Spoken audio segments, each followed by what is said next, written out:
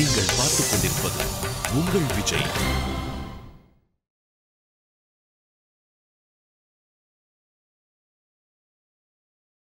இப்ப முடிவு உன் கையில தான் இருக்கு சந்தியா. இந்த சவாலை நீ ஏத்துக்க போறியா இல்லையா? நல்லா யோசிச்சுக்க. இத நீ செய்யலன்னா இத உன்னோட முதல் தப்பா நினைச்சு அந்த பானையை நான் உடைச்சிடுவேன்.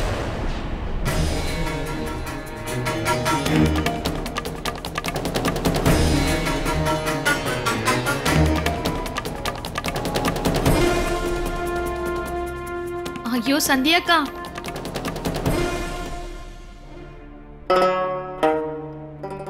பதில் சொல்லுங்களே. இப்ப சொல்லுங்க, நீங்க அத்தையோட இந்த சவாலை ஏத்துக்கிறீங்களா இல்லையான்னு சொல்லுங்கக்கா.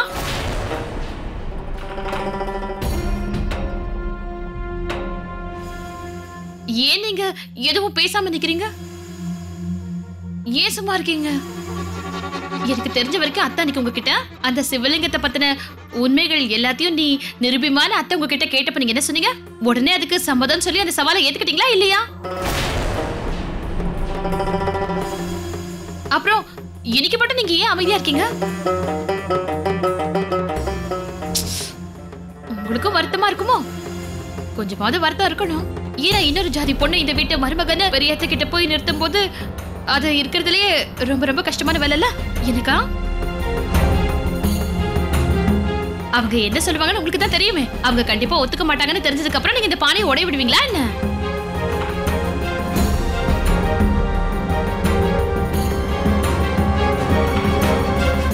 எனக்கு என்ன தோணுதுன்னா, பானை உடையறதுக்கு முன்னாடி இவ தலையை நான் உடைக்க போறேன். இல்ல மீனாட்சி, எனக்கு இப்போ இந்த பானை உடைய போதுங்கிற பயமே இல்லை. அதே மாதிரி இந்த சவாலை நினைச்சும் நான் கொஞ்சம் கூட பயப்படல. நான் எதுக்காக இவ்வளவு தூரம் யோசிக்கிறேன்னா, இப்ப என்னோட சுயநலம் எனக்கு முக்கியமா தெரியல. இது நம்ம மோகனோட வாழ்க்கை சம்மந்தப்பட்டது. இங்க ஒரு பொண்ணுக்கு தன்னோட அடையாளத்தை வாங்கி கொடுக்கறத பத்தி நான் யோசிச்சுட்டு இருக்கேன். இந்த உலகத்தை கூட இன்னும் பார்க்காத ஒரு குழந்தைய பத்தி நான் யோசிச்சுட்டு இருக்கேன். அந்த குழந்தைய பத்தியாவது நம்ம யோசிக்கணும்ல.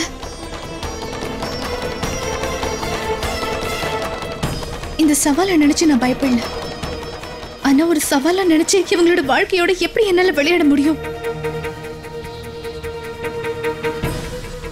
இல்லங்கத்த, இங்க பாரு, இந்த விஷயங்களை பத்தி எல்லாம் நீ என்கிட்ட எப்ப சொல்லிருக்கணும் தெரியுமா? அந்த பிரீத்தியை இந்த வீட்டுக்கு கூட்டிட்டு வரதுக்கு நான் உனக்கு ஒரு வழியை சொன்னேன் பாரு, அப்பவே நீ சொல்லிருக்கணும். நான் ஒரு கண்டிஷன் சொன்னேன். இது ரொம்ப நேரடியான விஷயம் சந்தியா. எந்த பொண்ணா இருந்தாலும் சரி, அவ ஒரு வீட்டுக்கு மருமகளா போனா போற வீட்டுக்கு தகுந்த மாதிரி அவ தன்னை மாத்திக்கணும்.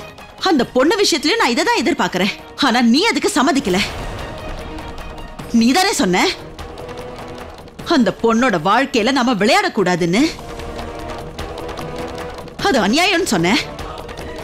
அதனால அந்த அநியாயத்தை நீயே நியாயமா மாத்திடு. எல்லாம் இப்ப உன் கையில தான் இருக்கு.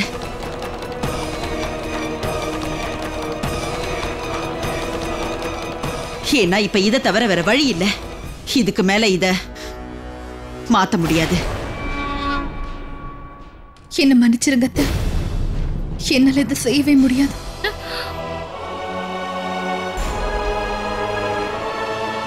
என்ன இந்த விஷயம் பிரீத்தியோட வாழ்க்கை சம்பந்தப்பட்டது.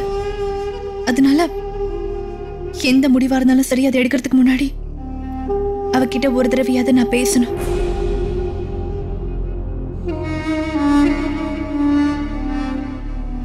சரி சந்தியா, நீ அவகிட்ட பேசு.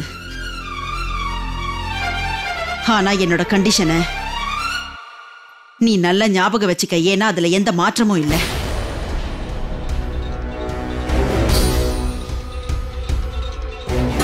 அவளை நான் ஏத்துக்கணும்னா அவ இந்த வீட்டுக்கு தகுந்த மாதிரி மாறணும். ஆனா மோகன் பிரீத்தி கல்யாணம் நீ சொல்ல போற முடிவுல தான் இருக்கு.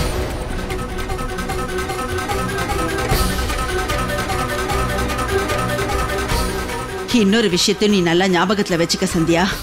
ஒருவேளை இந்த பிரச்சனைக்கு நடுவுல உன்னோட பிடிவாதத்தால, உன்னோட இந்த சட்ட திட்டங்களால ஒருவேளை இந்த குடும்பத்துக்கு ஏதாவது கெட்ட பேர் வந்தாலோ இல்ல இந்த குடும்பத்தோட மான மரியாதைக்கு ஏதாவது பிரச்சனை வந்தாலோ அப்புறம் நான் உன்னை என்னைக்குமே மன்னிக்க மாட்டேன் சந்தியா.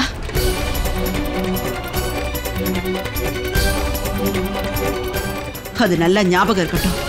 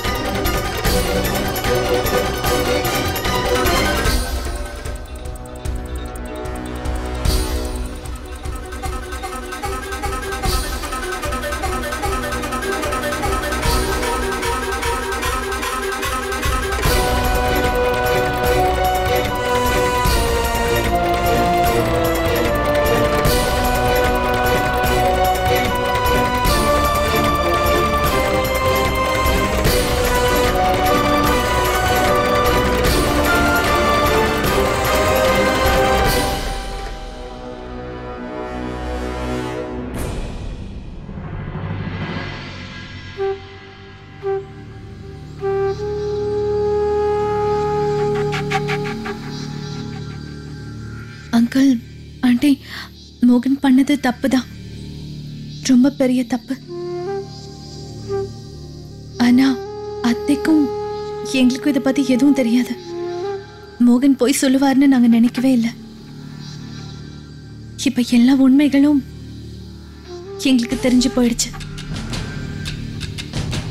அப்புறம் அத்தையும் இந்த கல்யாணத்துக்கு சம்மதம் சொல்லிட்டாங்க. ஆனா அவங்க சம்மதம் சொல்லிட்டாங்களே தவிர கூடவே ஒரு கண்டிஷனும் போட்டிருக்காங்க.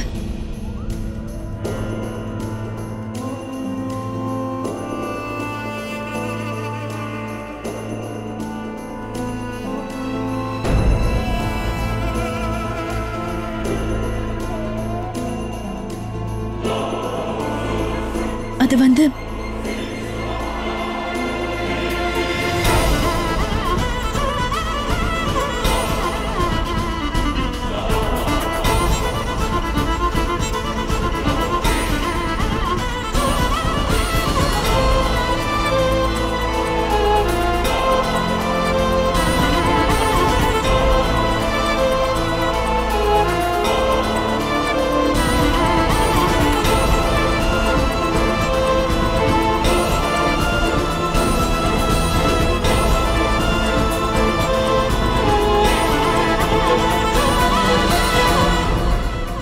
நாங்க உங்க மேல இருக்கிற நம்பிக்கையில தான் எவ்வளவு தூரம் வந்திருக்கோம்.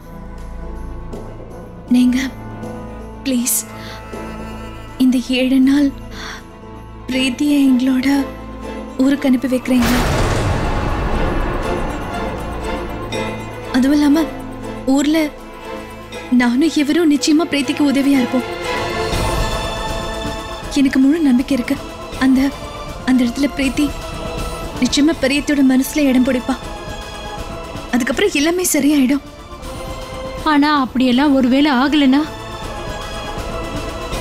ஒருவேளை உங்க பெரியத்தை எங்க பிரீத்தியை ஏத்துக்கலன்னா நாங்க என்ன பண்றதுன்னு சொல்லு. அப்புறம் என்ன ஆகும்? நீங்கெல்லாம் ஈஸியா சாரின்னு ஒரு வார்த்தையை சொல்லி பிரச்சனையை முடிச்சிருவீங்க. No Sandhya, NF. சந்தியா, இது எங்க பொண்ணோட வாழ்க்கை சம்பந்தப்பட்ட விஷயம்.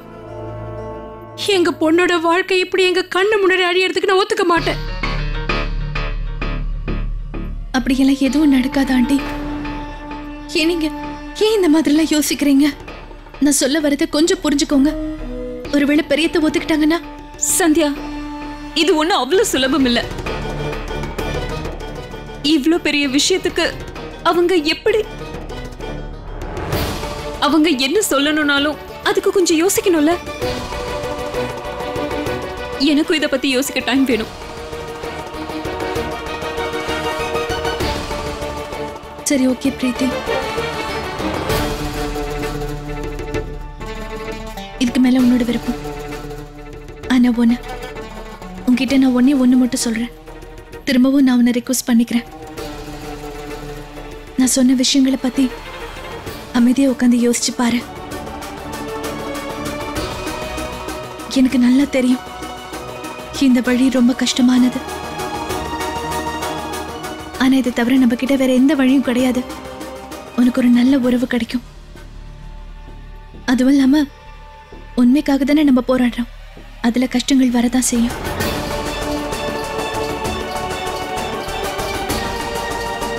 சரி, இப்போ நாங்க கிளம்புறோம். நாளைக்கு உனக்காக நாங்க காத்துட்டு இருப்போம்.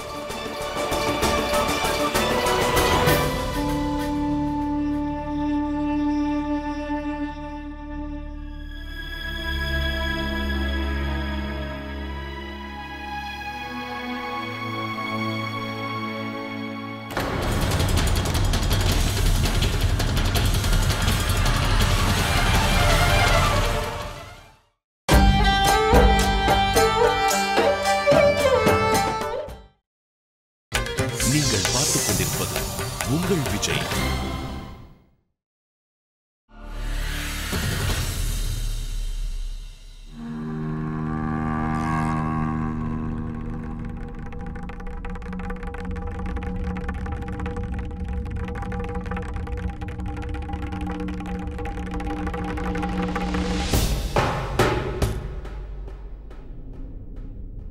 சரோஜா, இப்ப நீ என்ன செய்யறன்னு உனக்கு தெரிஞ்சுதான் சரியா? சரி எது தப்பு எதுன்னு எனக்கு யாரும் சொல்லிக் கொடுக்க வேண்டிய அவசியம் இல்ல. ஏன் ஓ முடிவுதான் சரின்னு நீ நினைச்சுக்கிட்டு இருக்கியா என்ன? உனக்கும் ரொம்ப நல்லா தெரியல சரோஜா. அந்த சூரியன் கூட கிழக்கு பக்கம் இல்லாம ஒரு நாளைக்கு வடக்கு பக்கம் உதிக்கிறதுக்கு சான்சஸ் இருக்கு. ஆனா அம்மா உண்மை தெரிஞ்சதுக்கு அப்புறம் பிரீத்தியை நிச்சயமா ஏத்துக்கிற மாட்டாங்க. அதை முதல்ல நீ புரிஞ்சுக்க. ஏன் சந்தியா மருமகளுக்கு இப்படி ஒரு சவாலை கொடுத்த? இது ரொம்ப கஷ்டமாச்சே. அவ நிச்சயமா இதுல தோத்து போயிடுவா. ஏன் உங்க மருமக சந்தியா மேல நிறைய நம்பிக்கை வச்சிருந்தீங்கல்ல, அந்த நம்பிக்கை எல்லாம் போயிடுச்சா என்ன? என்னங்க, இதுக்கு முன்னாடி எல்லாம் சந்தியா மேல நிறைய நம்பிக்கையோட பேசுவீங்கல்ல. அவ என்ன செஞ்சாலும் சரி அவ நிச்சயமா அதுல ஜெயிச்சிருவான்னு சொல்வீங்கல்ல. அப்புறம் ஏன் இந்த மாதிரி நீங்க அவ மேல நம்பிக்கை இல்லாம பேசிட்டு இருக்கீங்க? அவ நிச்சயம் அதை செய்வா. நீங்க வேணா பாருங்க, பெரியத்த வீட்டோட பரம்பரையா அவ மொத்தமா மாத்திடுவா. எத்தனையோ வருஷங்களா இருக்கிற பழக்க வழக்கத்தையும் அவ மாத்திடுவா. மனுஷ தர்மம் தான் எல்லாத்த விடவும் பெரிய தர்மம். நீங்க வேணா பாருங்க, உங்க மருமக சந்தியா பெரியத்தோட மனச நிமிஷத்துல மாத்திடுவா. எப்படியாவது அவங்க இதுக்கு சம்மதம் சொல்லிடுவாங்க. அப்புறம் நீங்க ஏன் கவலைப்படுறீங்க? சரோஜா, இது ஒண்ணு சாதாரணமா சின்ன விஷயம் கிடையாது, புரியுதா? இது மாமியார் மருமக சண்டையும் இல்ல. ஏன் இதை புரிஞ்சுக்காம நடந்துக்கிற? உனக்கும் நல்லா தெரியும், எனக்கும் நல்லா தெரியும், அம்மா அவ்வளவு சீக்கிரமா மாற மாட்டாங்க. ஏன் உன்னால ஒரு விஷயத்தை புரிஞ்சுக்கிற முடியல? இந்த விஷயம் நம்ம சந்தியாவோட கையில இல்ல. இது ரொம்ப பெரிய விஷயம். இது உன்னோட புள்ள மோகனோட வாழ்க்கை சம்பந்தப்பட்டது. இந்த வீட்டோட வாரிசை சுமக்கிறாளே, அந்த பொண்ணோட வாழ்க்கையும் இதுல சம்பந்தப்பட்டிருக்கு. அதை விட பெரிய விஷயம், இன்னும் பிறக்காத இந்த உலகத்தை பார்க்காத அந்த குழந்தை இருக்கே, அதை பத்தி நீ யோசிக்கணும். சந்தியா மருமகளோட போராடி திட்டி அவளோட சண்டை போட்டு நீ இப்படி உன் பேத்தியோடையோ பேரனோடையோ சண்டை போடுறியே, இது நியாயமா? ஆரம்பத்துல இருந்தே அந்த கிருஷ்ணர்னா உனக்கு ரொம்ப பிடிக்கும் இல்ல? அவ வயிற்றுல இருக்கிற அந்த குழந்தையும் கிருஷ்ணர் மாதிரி தானே? நீ உன் கிருஷ்ணர் விஷயத்திலையும் அநியாயம் பண்ற, உன் புள்ள விஷயத்திலையும் அநியாயம் பண்ற. உனக்கு என்ன பண்ணணும்னு தோணுதோ அதை நீ பண்ணிரு சரோஜா.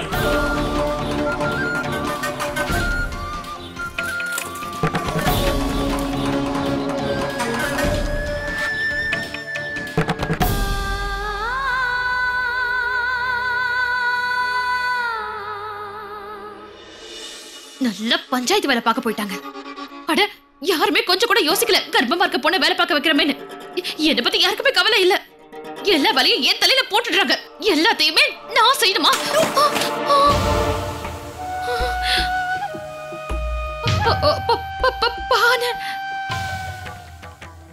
பானைய நான் இப்படி உடைச்சேன்னு தெரியலையே. ஐயோ, அத்தை வரை இப்ப ரொம்ப கோவத்துல இருக்காங்க. அப்படியே சந்திரமுகி மாதிரியே இருக்காங்களே. இதை மட்டும் அவங்க பார்த்தாங்கன்னா அதுக்கப்புறம் நான் செத்தேன். ஐயோ, இதை அத்தை பார்க்கவே கூடாது. எப்படியாவது ஒளிச்சு வைக்கணும். உடைஞ்ச துண்டு எல்லாத்தையும் எடுக்கணுமே. இதுலயே போட்டு பூட்டி வச்சிடலாம்.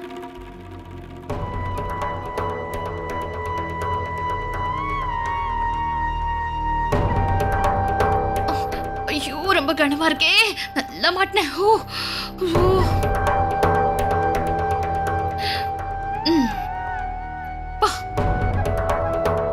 அப்புறம் மீனாட்சி, சந்தியாக்காவோட அந்த 3 தவறுகள் பானை இருக்குல்ல, கண்டிப்பா அது உடையதான் போகுது.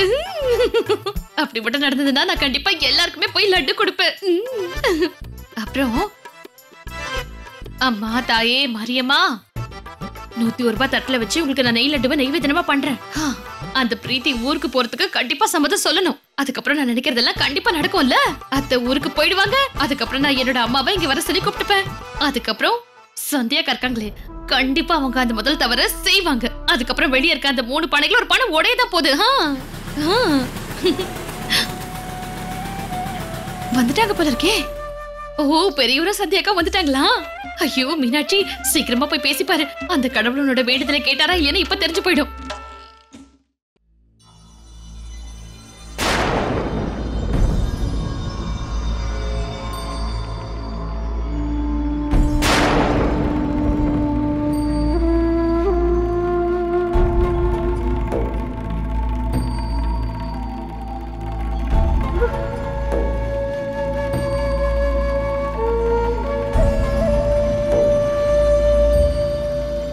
இதோ வந்துட்டாங்க பாருங்க.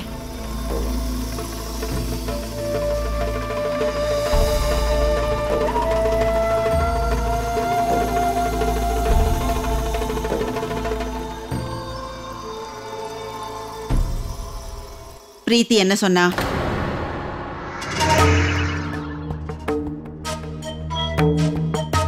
அத்தை,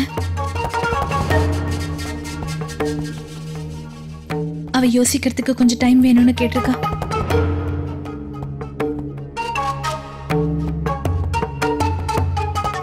யோசிக்க போறாளா? இதுக்கு மேல இதுல யோசிக்கிறதுக்கு என்ன மிச்சம் இருக்கு? அப்படின்னா இப்பவும் அவ உறுதியா இல்ல. வருவாளா இல்லையான்னு தெரியல. அவ நிச்சயமா வருவான்னு நான் முழுசா நம்புறேன் அத்தை.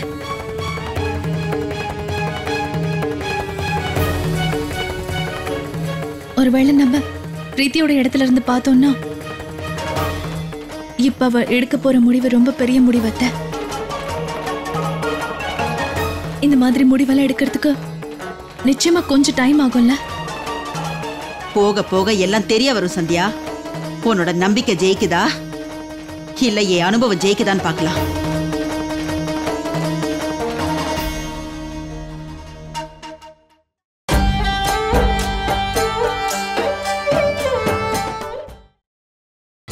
நீங்கள் பார்த்துக் கொண்டிருப்பது உங்கள் விஜய். எனக்கு நல்லா தெரியும் அந்த பொண்ணு நிச்சயம் வரமாட்டா.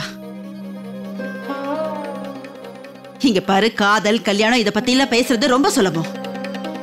ஆனா வாழ்க்கைன்னு வந்தா போராடுறது ரொம்ப கஷ்டம். அந்த பொண்ணு என்ன சொல்லுவான்னு நான் சொல்லட்டேன். ஒரு அனாதை இந்து பொண்ணா மாறி உங்க வீட்டுக்கு வர நான் தயாரா இல்லைன்னு சொல்லுவா.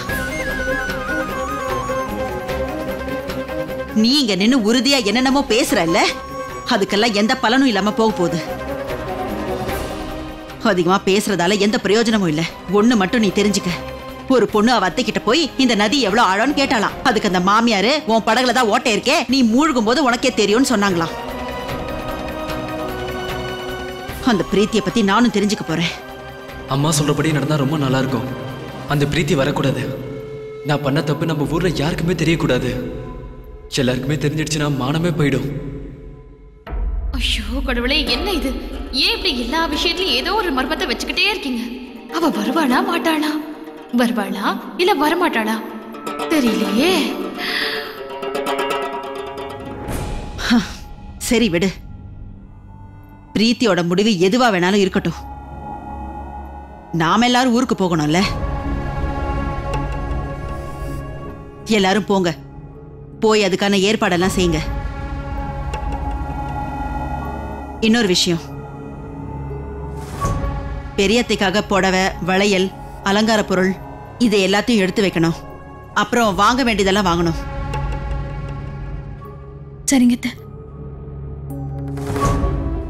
சூர்யா, சந்தியா கூட நீயும் போய் தேவையானதெல்லாம் வாங்கிட்டு வா.